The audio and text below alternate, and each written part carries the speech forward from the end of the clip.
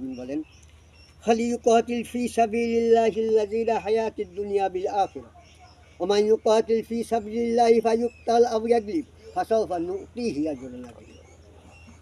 এখানে আল্লাহ বলছেন যে যেমন তেমন লোকে এই জিহাদের কাজ করতে পারবে, সবাই জিহাদের কাজ করতে পারবে। আসার সময় যদি শয়তান জামা ধরে টান দেয় তাহলে আসা যাবে, এই শয়তানকে ছেটকে চলে আসতে। বলছেন সবাই জিহাদের কাজ করতে পারবে না। খালি ইউকাতিল ফি সাবিলিল্লাহ, ওই ব্যক্তি জিহাদের কাজ করার যোগ্য।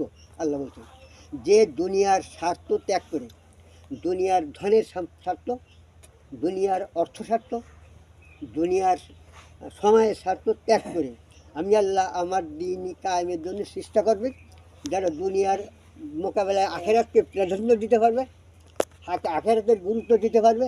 তারা ছাড়া যারা দুনিয়ার